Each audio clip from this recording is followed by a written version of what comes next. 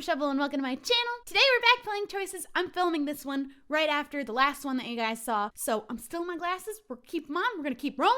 I like wearing these because sometimes the light just catches it and I look like an anime villain. We're on chapter 3. We have to go, I think now, to baseball practice is what's happening next. Really don't know how that one's gonna go. Chapter 3, the ones who got away. Wednesday after school, you jog onto the baseball field for the first practice with the new students. Hey team, look at me in my cute little uniform. Good afternoon, everyone. I know you're all eager to find out what you'll be playing this season. I know some of you were promised other positions before spring break, but I've had to change some things around to accommodate all new players. I've tried, though, to give as many players as possible something similar in skill set and prestige at the very least. She turns to you. Shelby, as our junior captain, would you care to do the honors? Sure. You stand up at the front of the bleachers and read off the list of names and positions. Brian Crandall, starting pitcher. Frank Walter, reliever. Shelby Grace, cleanup hitter. And Jade Alley, leadoff hitter. Jade's hand shoots up. Hang on, I used to be cleanup. How is leadoff hitter even remotely similar? I don't know what any of these positions are. I played softball in 2nd grade. I'm sorry, Jade, but we had to accommodate a lot of new people. Shelby is also a year older. Isn't there a closer spot in lineup? Maybe batting 5th? No way am I giving that up. Let Shelby be leadoff. I think you're playing favorites. Yeah, not cool, man. Guys, cleanup hitter is my spot, though. I agree we should give her a chance. I don't care, so I'm gonna give her a chance. If cleanup hitter is that important to Jade and she has the skills, it's only fair we give her a shot. Thanks, exactly. Coach Shaw turns to Julian. Julian, you're team captain. Would you be okay reopening tryouts for cleanup hitter? You'd be the one deciding who ultimately gets the spot, though I can advise you. Julian looks at you, then at Jade, and then back at Coach Shaw. Okay. We can reopen tryouts for cleanup, but only cleanup, okay? Let's see what both of you can do. I don't want to compete against her. I just wanted to give it to her. Kind of. She turns to Brian and Frank. Brian, you pitch to Jade. Frank pitched to Shelby. Thank you. I won't let you down, I swear. Give me all you've got. Show him what Hurst is made of, Jade. He half playfully, half roughly shoves her toward the field. She stumbles a little as Julian hands her a bat. Brian takes his place with a smug smirk. Ready when you are. Brian throws a series of pitches, nearly all of which Jade sends sailing. Whoa, those are some skills. I told you, she's our secret weapon. Nice work, Jade. I'm impressed. Shelby, you're up. I'm nervous. You nervously approach the plate, and Frank steps up to the pitcher's mound. Jade hands you the bat, wiping sweat from her brow. You get into position. Frank hurls the first pitch at you.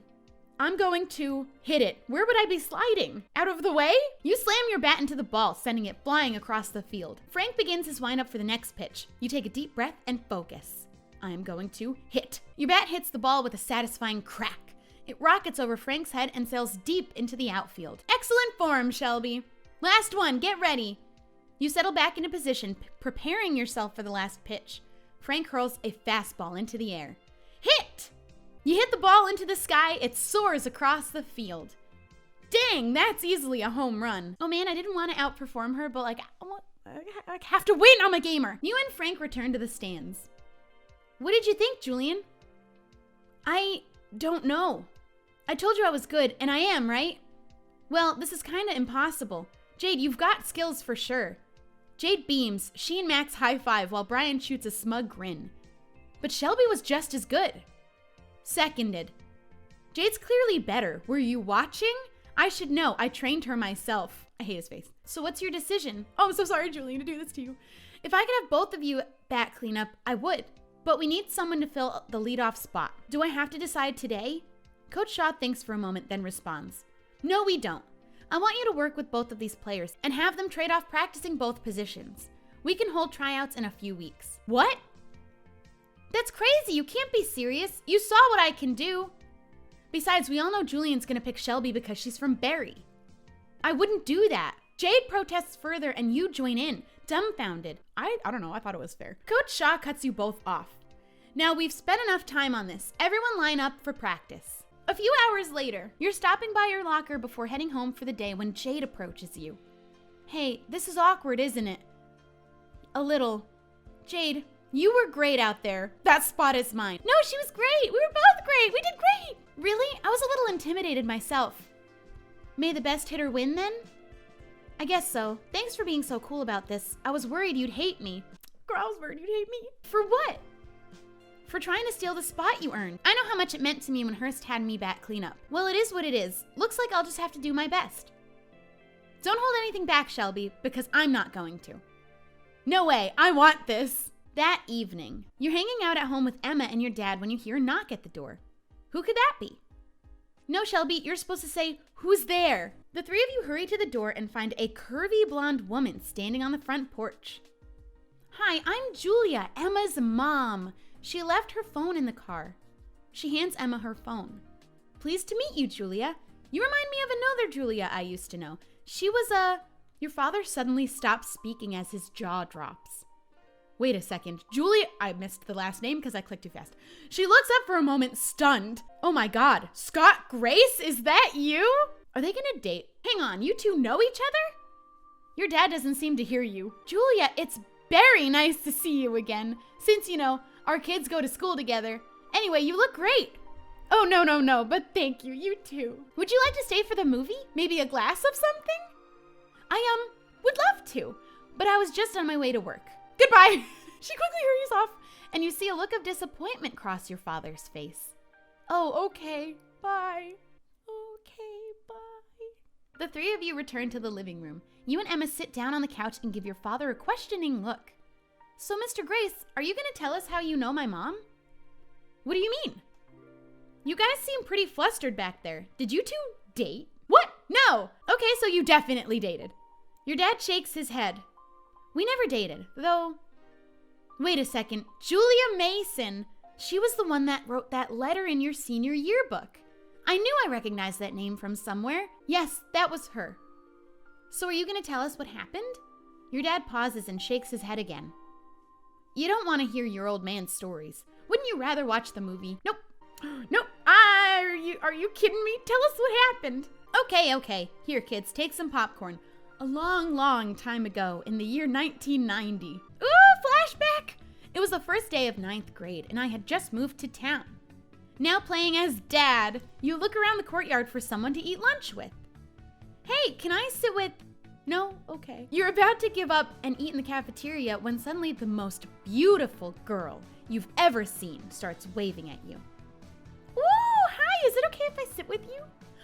Huh? Yeah, I guess you can join me. Phew, I was scared I'd have to sit in the cafeteria. That was social suicide back at Foothill. Foothill? What's that? Private school. Yes, I had to wear a uniform. Yes, it was ugly. No, that wasn't why I left. I just moved here from New York.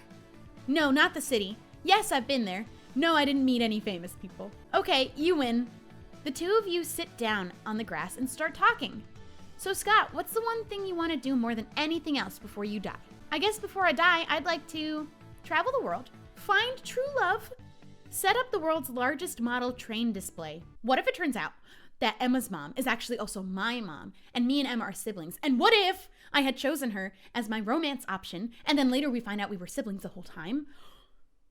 I'm getting ahead of myself. I want to say travel the world. That seems like something people say. Oh, come on, really? That's such a cliche answer. Only because it's a good answer. Besides, you asked a cliche question. Okay, fine, I'll take it. But only because it's the first day of school and I don't want to eat lunch alone. What about you, Julia? What do you want to do more than anything else? I don't know yet. That's why I ask other people. I need inspiration. I guess you could say my goal in life is to find a goal. Maybe I could help you. I'd like that. Cute. Julia was the first friend I made in high school. My best friend and my first crush. Oh yeah? Why didn't you ask her out? You're forgetting, Shelby, that I was a stupid teenage boy. Another flashback. I'd made it my resolution to kiss Julia at midnight, and for the first hour of the party, everything was going so well. Come on, Scott, just tell me your New Year's resolution. If I tell you, Julia, it won't come true. That's for wishes, not resolutions. Besides, the whole point is that you keep them for about 5 minutes, then give up. Well, if all goes according to plan, I won't need more than 5 minutes. You smile coyly as she pouts and glance at the clock. 1 more hour. Say, it's getting a bit crowded in here. We should go outside, maybe for a walk, just the two of us. Maybe later. I'm feeling kind of thirsty. You're sure? Okay. You head to the kitchen and start pouring 2 glasses of sparkling cider when a tall guy in a baseball cap walks through the door. Julia's face lights up and she runs over to him. Jeremy, what are you doing here? Oh, hello. Julia? Darn, you've gotten hot. You sure it's not just that this is the first time you've seen me out of uniform? You nearly spill your drink running over to interrupt. Wait a second, who are you? I saw Julia first. You hate talking about wearing uniforms, Julia. I'm gonna ask who is he, but I'm guessing you went to her old school. Scott, this is Jeremy. We went to Foothill together. I've known Julia since we were in kindergarten. Hi, Jeremy. So Jeremy, how's Melissa? You two were the cutest couple in 8th grade. Actually, she dumped me about a month ago. No way, how could she? Here, let me get you a drink. You cough, getting Julia's attention again. Julia, weren't we going to go outside together? Go ahead without me, Scott. I'll just be a few minutes. You slink away to the front porch and wait, and wait, and wait. Finally, just before midnight, you go inside, scared of what you'll find. Has anyone seen Julia? She's over there. It's even worse than you feared. As the rest of the partygoers count down to the new year, you find Julia and Jeremy wrapped in each other's arms, kissing passionately. As the new year begins, she looks up and sees you. Scott, Happy New Year! But you barely hear her as you slink off to the kitchen to drown your sorrows in sparkling cider. Did you find Julia? I found her all right. Found her in the arms of another man. That cow! Oh my God. I never liked her. She thinks she's better than us because she went to private school. Stephanie takes a seat and pours a drink of her own. If you hate her so much, why'd you invite her to your party? She gives you a small, slightly playful smile. Because I knew you wouldn't come unless I did. Is that my mom? Mom never mentioned any guy named Jeremy. Probably because of what she found out when we were juniors. I spent the next year angsting in the way only a teenage boy can angst, trying to get over Julia. Then one evening in the spring of our junior year, you're getting ready for bedtime when you hear a knock on the window. You look down and see a familiar but tear-stained face below. Julia? What are you doing? Are you crying? Here, come inside. Thanks, Scott. A ton of bad things happened today, and I needed to see you. What about Jeremy? Did that jerk dump you? Yes. No. You put your arm around her as she gathers her thoughts. My parents had a fight, so I went over to Jeremy's house to tell him, and I found Melissa there. Turns out they never broke up at all. He was dating me on the side. What a jerk. Julia can't help but smile at that, even though her face is wet with tears. It's all so weird. I told him I loved him. He said he loved me. I guess he didn't mean it. He's a fool. Someone will love you. Someone lucky. On the day we met, you asked me about my lifelong dream. You're the only person I know who would start a friendship that way. I still don't know what mine is, by the way, and I'm still willing to help you decide. She closes her eyes, parts her lips, and moves towards you. You feel your heart rate speed up as you reflexively tilt your head to the side. Then suddenly you remember yourself and quickly pull away. Julia, I can't do this. I have a girlfriend now. You do? Who? You look down embarrassed. Stephanie Martin. I'm sorry, I know you two don't get along. Julia bites her lip. You think you can see a trace of hurt in her eyes. It's okay. You can date whoever you want. And, congratulations. Thanks. I hope we can still be friends. I'll try not to make it weird. It was weird. Stephanie refused to be around me if Julia was there, and she also didn't like it when Julia and I hung out alone. Well, my mother's name isn't Stephanie, so you must have broken up eventually. Who is my mom? Patience, young one. I was getting to that. It was prom night, senior year, and I ran into Julia for the first time in months. You wave to her, and she motions for you to sit down with her. You elbow her playfully as you do. Hey, why is he wearing this at prom? What's a pretty girl like you doing alone at senior prom? I'm not alone. Keith is with me. I just haven't seen him since we got here, that's all. What about Stephanie? I'm surprised she'd let you out of her sight for 2 seconds. She had to go to the girls' room. She'll probably be back any... As if on cue, Stephanie runs up to where you and Julia are sitting. Scott, I swear I can't leave you alone for 2 seconds without you chatting up that little what? That little friend of his? Because that's what we are. Stephanie rolls her eyes and grabs your arm. You flinch. Come on, Scott. It's time for the slow dance. A lump forms in your throat. You look at Stephanie, then at Julia, then back at Stephanie, and you realize what you have to do. I think you'd better find another partner, Stephanie. We're through. Are you dumping me? You wouldn't. I just did. She stares at you speechless, then stomps away. You let out a breath you didn't realize you'd been holding. Suddenly, Julia speaks. How do you feel? A lot of ways, but mostly, Relieved, angry, shocked. I'm gonna say relieved. It seemed like he felt relieved. You can do better than her. What kind of girl doesn't think a guy and a girl can be friends? You turn to face her. Then again, maybe she's right. You don't mean... You look deeply into her eyes, and even though you don't mean to, the truth suddenly starts pouring out of you. Julia, I've been in love with you since we were 14. I don't know if you feel the same way, but we graduate in 2 weeks and she kisses you. Sweetly, passionately, deeply. Better than anyone else ever has, and better than anyone else ever will. Well, that's really, putting down whoever he ends up having me with. Scott, 2 things. First of all, of course I feel the same way about you. I've been mad about you ever since I first saw you. You were? Then why didn't you say anything? I was trying, but you didn't seem interested. So then I tried to get over you by dating Jeremy. And then I tried to get over you by dating Stephanie. If I'd only known, we could have had so many happy years together. Scott, that's the second thing. You know how they publish a list in the school newspaper where all of the seniors are going to college? I looked up your name there. We're both going to Grantmore University. No way! And here I was, praying to get off the wait list for Hartfeld. Sometimes life just works out. You kiss her again. The second of many times you will that night. Wait, but if you dated in college, then what about... I know what happened. Hartfeld ended up letting you in after all, and you had to move across the country. A sad look comes over your father's face, the kind you've only seen a few other times in your life. It was one of the hardest decisions I ever had to make, but Julia insisted that I not give up on my dream school for her. Wow, that's so sad. It's weird thinking of you as a teenager, and I thought my high school years had drama. I had a felon as a principal, and then our rival school was lit on fire. I think we still have a lot more drama. I'm gonna say that's sad. It was the right call, though. Those years at Hartfeld were some of the best of my life. Aside from the ones after you were born, of course, Shelby Bear. Why didn't you try long distance? This was in ancient times before face space and cell phones. I called my parents maybe once every 3 weeks in college. Besides, I saw her again that summer and she'd found someone else. My father. Your father frowns, looks down, and realizes the popcorn bowl is empty. Okay, kids, enough of your old man's rambling. How about I go make more popcorn? Okay, we have to get your dad and my mom together. I haven't seen my mom smile like that since I was 7. And the way your dad was talking about her, it's pretty obvious he still loves her too. I don't know, my dad doesn't really date. Neither does my mom. It's like they're waiting for each other. Are you in? Of course I'm in!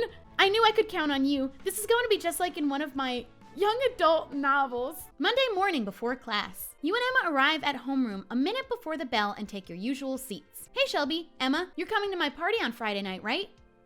Emma's face lights up. Yes, of course. I'll be there. Couldn't miss something like that. Just then the bell rings and Miss Maddox quiets everyone down for the morning announcements. Good morning, Barry High. And Hurst. Maria winces slightly but keeps smiling. This is your Tiger and Bulldog news. Today's holiday is National Cherish an Antique Day. So let's hear it for the senior class. We have a special guest here today to tell us about an exciting new program. Everyone give it up for Principal Hughes. Maria claps politely. Thank you. It's stupendous to be here. Good morning, children. I'd like to announce that I have stickers in my office. Come by between classes if you want one. Good to know. But don't you have another announcement? Something related to lunch? Oh, right.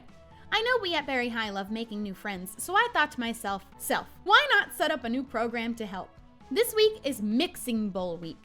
Every table at lunch needs to have at least 2 Barry students and 2 Hurst students. Well, I think this is a great idea. I feel like is the one I have to pick, so I'm gonna pick it. I bet we'll find 2 really cool Hurst students to join our group, right, Emma?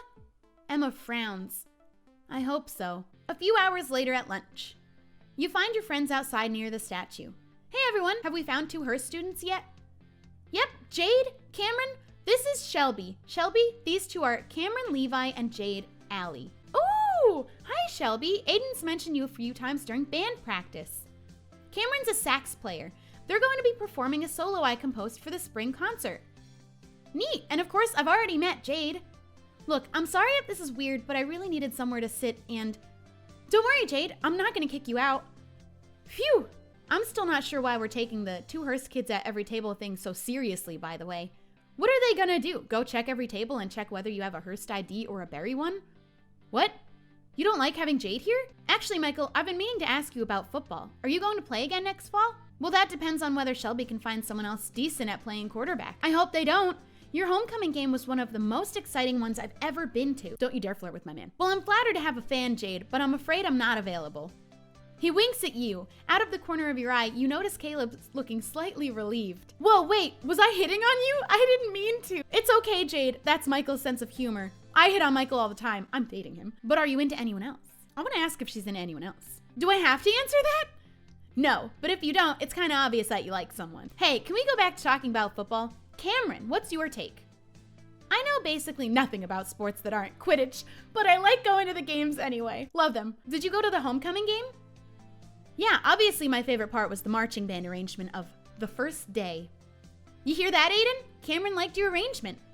Aiden goes bright red. The rest of lunch goes by quickly, and everyone seems to be enjoying having Cameron and Jade there. Is it okay if I sit here again tomorrow? Of course, Jade. Actually, my brother and I are having a party this Friday evening, and I'd love it if you come. He pauses for a second before adding, You too, Cameron! The smiles disappear off both Cameron and Jade's faces. I don't know. I've usually got a lot of homework. On a Friday? Yeah, you know, get it out of the way early. I don't think I'll be able to make it either. Friday night is usually family night. Mercifully, the bell rings at that moment and everyone gets up to head to their next class. That afternoon after baseball practice, while you're stopping by your locker, your phone buzzes. You noticed a text from Myra. Woo, I love these. Shelby, I need your help. What is it? I need you to convince Cameron and Jade to come to Caleb's party. Cameron can flirt with Aiden and Jade can flirt with Caleb. If I ask, Caleb and Aiden will know exactly why. If you do, they might just believe it's because you're nice. Now go before either of them leaves the school. Convince Cameron and or Jade to come to the party to both improve their relationships with Aiden and Caleb, respectively, and improve your relationship with Hurst. Okay, I want to convince Jade to come because I want to be a better friend with her so that whatever happens at baseball doesn't get too tense. They might bring me back here to pay again to do Cameron. You find Jade doing stretches on the baseball field. Hey Jade, still not going to Caleb's party? Is that a problem? You should go because you deserve to have fun. Caleb will be there. Do I push? Caleb will be there. We know she likes him. Come on, Jade. I've seen the way you've been looking at each other. You think he likes me then? Actually, it doesn't matter. It'd never work out. Being friends with you guys won't either even. Do I need to spell it out? The guys on the team would kill me. I had to work twice as hard just to get them to take me seriously. I can't just forget that now. Okay, I've got an idea. If anyone asks about the party, tell them you wanted to see how lame it was compared to the Hearst parties. They had free food. I say see how lame it was. That's a good excuse. You think people would buy that? Brian would. That does sound like something he'd say. Okay, if you're sure this will work, I'll be there. Sweet, okay, we're also gonna talk to Cameron, which is more money, so we're definitely gonna need an ad here. You find Cameron polishing their saxophone in the band room. Hey Cameron, are you sure you don't want to go to Caleb's party on Friday? It was sweet of Caleb to offer, but yeah, I'm sure. But it would be a great opportunity to make more friends at Barry, spend time with Aiden. Should I stop pushing people? No, I'm gonna say spend time with Aiden. You think he's into me? He's being shy and awkward. That's classic Aiden flirting. But I probably shouldn't. Listen, you're all really nice people, but not everyone is, especially at Hearst. I don't want to get involved in this school's rivalry, especially now that we're in close quarters. It's not a berry party, it's just a party. Has anyone bothered you about sitting with us at lunch? Honestly, it's just a party. It doesn't have to be a berry party. Although we don't want anyone else at Hearst to show up. You won't be the only Hearst kid there, I promise. If people ask, say you heard there was going to be a party and didn't even think about it. All right, I'll go. You make it sound so easy. It will be easy, and you'll have fun. You pull out your phone and text Myra again. Okay, Myra, they'll both be there. Woo, blue hearts. Woo, this is gonna be the best party ever. I'll talk to you later, okay? Bye. You smile as you put your phone away and head home. Friday evening. You're hanging out in your room before the party when you get a text from Michael. Shelby, where are you? You need to get to the party ASAP. Miss me? XOXO? Yes, but that's not the point. Kara and Max crashed and they're talking smack about you. They're trying to stop people from voting for you for prom queen. Look, it's bad. I'll be right over. Those snakes. Will you be able to turn Caleb's party and your campaign around? Find out in the next chapter of High School Story. Drama's picking up. These guys are trying to stop me, but as far as these choices games go, I know as long as I pick the right things, I'll win. I'll probably win. Well, that's gonna be it for today's video. Leave a like if you enjoyed watching. Don't forget to subscribe, and I'll see you guys next time. Bye!